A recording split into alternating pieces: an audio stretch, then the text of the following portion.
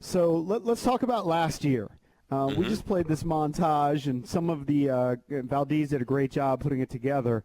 And I was listening. And some of the clips were, the four of us talking about a possible managerial change and that sort of thing.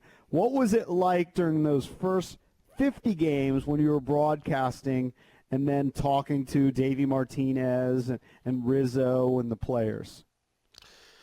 Well, the things that you guys were saying on the air, things that everybody was thinking, they're not things that maybe we would go up and say to guys at that point. Players really, they have this way. Even before Davey was saying, hey, let's go 1-0, let's just worry about today, block everything out. That's kind of how they are anyway. I almost think players are messing with you. So, how many games out are we? I don't look at the standings. Who won last night? I don't read the scores. I mean, some guys maybe. Anthony Rendon, you'd certainly want to believe he was that way because that's how he always seemed. But other guys would say, well, we don't really look at the standings until we get to August or September. We just come out and play every day and not worry about it. But when they were 19-31 and you're 12 games under 500 and more than double digits out in the game's back column, I mean, you start to hear, I think, all these other things, and that's why, Davey had to rally the troops, and, Riz saying, hey, a baseball season is what's on the back of a player's baseball card collectively as a group, and it's, too early for him to make decisions that everybody seemed to be thinking were going to happen.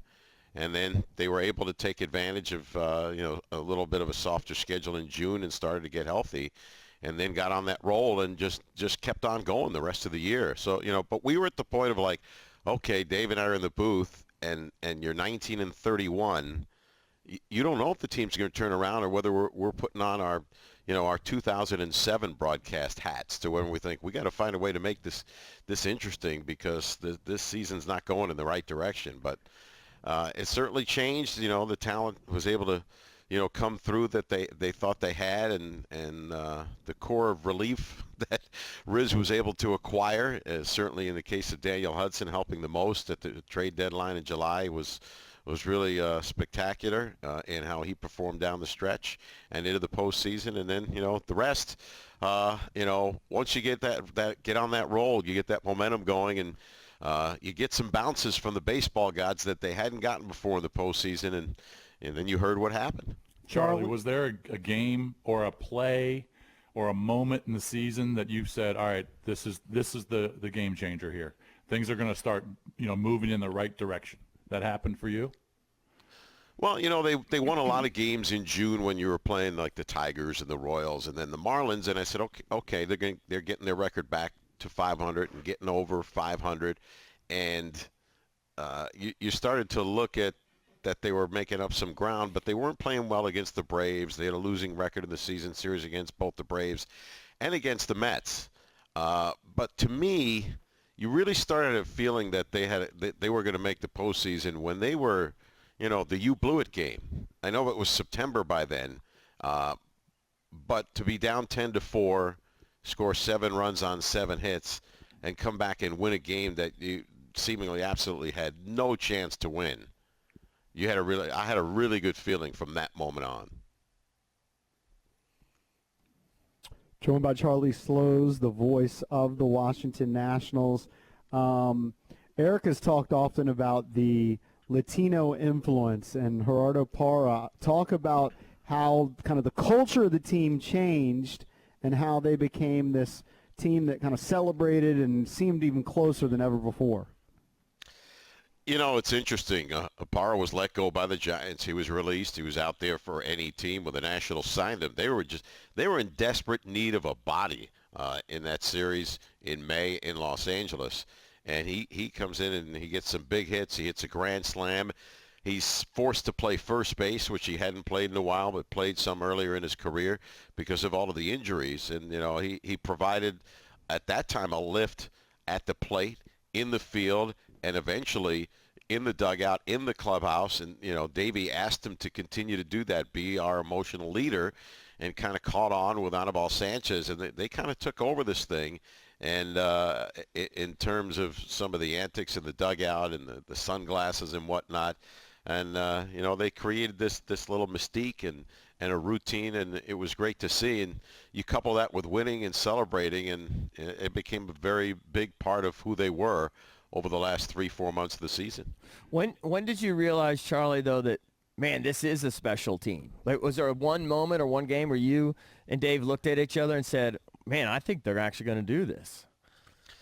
Well, you don't know what can happen until you get to the postseason and you have one game, a wild card game. I talked about the game coming from behind to beat the Mets when you had absolutely no chance, and you win that game 11-10 with 7 runs and 7 hits in the bottom of the 9th inning consecutively, which was truly amazing. The Suzuki 3-run homer. But we've been listening, and this is in the last month for just about anybody in their walk of life. This is not, what we're doing has not been great, but what you guys do every day. And with 106.7 replaying all of the postseason games over the last 2 weeks, and by the way, tonight at 6:30 is Game 7 of the World Series. So a lot of folks have been making comments on Twitter as they listen to the game, and I've been listening and responding to them. And it's kind of been a back and forth. And a lot of people who were at the games never got to listen to the games. And some people who were enjoying it anyway, or watch the games on TV, maybe didn't listen during the World Series. So this has kind of been a great relief at the time of day that people would normally be getting their baseball fix. And you could probably replay the games or replay that highlight montage every hour for like the next 10 weeks, and nobody would be disappointed. Right. Because it'll never get old and it'll never go away, just like when the Caps won the Stanley Cup. You couldn't listen to it enough, and it still is great now, and it always will be. But when they got the bounce in the wild card game and you come back against Josh Hader and you down 3-0 and you come back and you win that game 4-3, and you end up seeing the beverages flying in the air and the popcorn and whatever and the celebration in the stands and on the street. And then when they went to Los Angeles and they lost Game 1 of the NLDS, it was like, okay, they probably were a little gassed, no big deal, and then came right back and won the next night. You just had the feeling everything was different, that when people, the experts so-called, predicted if any team could beat the Dodgers, it's the Nationals. And they really looked like that and played like that. And all the games that they won coming from behind in the postseason, I think, once they won the wild card game the way they did and you saw them come from behind in any game after that, you just felt like there was every chance that they could win the whole thing. Charlie, a lot of people talk about Strasburg and Corbin and Rendon and all those guys from the postseason, and they should. But, man, we don't talk about Daniel Hudson enough, I don't think. I mean, he pitched in 9 of the 17 games in the postseason. He saved 4 of them. I just looked up the numbers. He pitched almost 10 innings, 11 hits, 10 strikeouts. I mean, he was just massive. And they really had to rely on him because of Doolittle's struggles. Now, Doolittle had a couple saves as well in the postseason, but Hudson I thought he was a difference maker, in my opinion. Right. Yeah, the one game against the Astros in the World Series that, where he gave up 3 runs, 4 hits, that, skew his numbers a little bit. But he was used a lot. And, Doolittle went on the injured list in August. They basically burned him out. He was out of gas. His knee was barking him. His velocity was down. And he needed time to recover, and Daniel Hudson certainly gave them that so that he could be effective in the postseason. And because the Nationals were lefty thin, Davey with Hudson had the luxury of using Doolittle in a spot where the lefties might be coming up consecutively for the other team. So Doolittle didn't necessarily pitch in the 9th inning. Hudson did so more than he did. What's the interesting thing? In Game 7 of the World Series, I had this conversation with Daniel Hudson a few weeks back in spring training, where the plan was in Game 7, after he struck out Altuve on 3 pitches for the second out, and he took the throwback from Gomes and turned his back at home plate, was walking back to the mound. He was told before the inning, first 2 guys in Doolittle will come in to face Brantley. Wow. And as he started walking back to the mound, he looked toward the dugout, and Davey wasn't coming. And he looked at Davey, and Davey motioned out to him, you got this. You got this. And Doolittle was expecting to come in also because they set it all up. They called down the bullpen and said, we're going to let Hudson finish. And Doolittle was like, that's great. Right. Because Doolittle's a tremendous teammate. And, anybody would love to be on the mound for the last out of the World Series, but it still didn't necessarily mean that Doolittle wouldn't get in if Hudson gave up a hit. And so,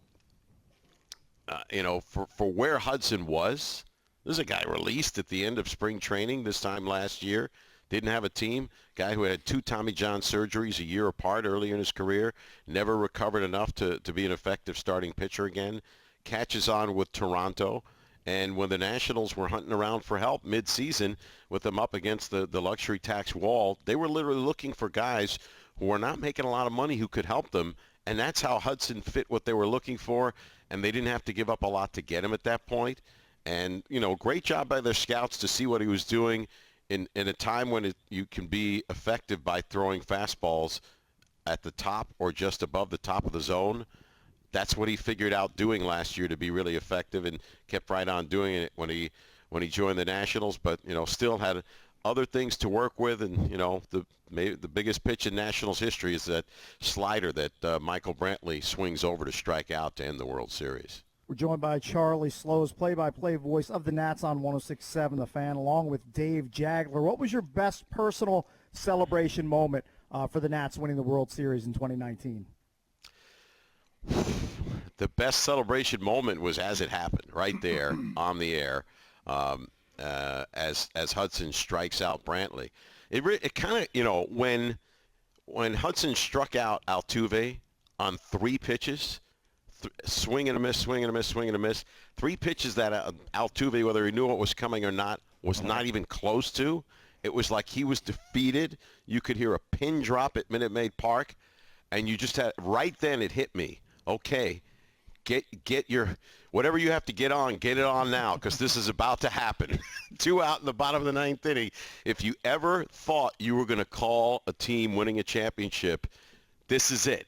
Get it together. This is about to happen right now. And, all the things that you could have ever thought of. But at the same time, you're thinking ahead, well, if he strikes him out and they win, what are we doing next? All of the elements of post-game and Dave going down to the field, and Grant was helping us. Grant Paulson was there down on the field as well. So you kind of have like 3 wheels going on in your head, and one that's saying, don't screw this up anyway either. Mm-hmm. So, and then emotion just takes over. And literally, part of you is like a fan because you've been watching this thing, behind this thing, watching this thing roll to the point that it's reached. And but nothing will ever, I think, all of the last outs of the games that they won, certainly at home, were great. And I know for Dave, he'll tell you, Game 5 of the division series with Kendrick's grand slam and then Taylor's diving catch to win it, and then maybe the biggest hit in Nationals history is his other home run off the foul pole that we heard in the montage in Game 7. But there were a lot of moments. The back-to-back home runs by Soto and Rendon, Rendon and Soto in that order off Kershaw in Game 5 of the division series to tie the game. I mean, there were so many great moments. And to get to listen to them every night in these replays of the game, I know there's not a lot that's making people happy right now, but for a few hours each night to get to relive it, and tonight we get to relive the whole thing again with Game 7 of the World Series. I'm getting goosebumps talking about it. I bet you because, just to – and I've never gotten to listen to the replay of the games in their entirety, the pace, the ebb and flow of the games.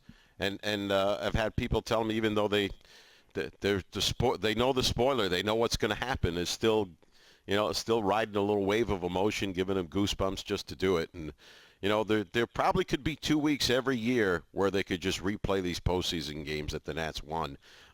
When everyone goes on vacation, just play those. Well, Charlie, appreciate you for joining us. Stay safe down in Tampa, and hopefully we'll talk to you during a better time. Yeah, sometime we're going to have opening day, and the Nationals are going to get to raise that championship pennant. The players are going to get their World Series rings, and hopefully it'll be with over 40,000 people in the stands at Nationals Park, and you guys getting up at 3 in the morning to be doing your show live on the field at 6 a.m. at Nationals Park like you always do. That's when we'll know everything is right in the world. Oh, yeah. Thank you. Thanks, Charlie. Thank you, buddy. You got it.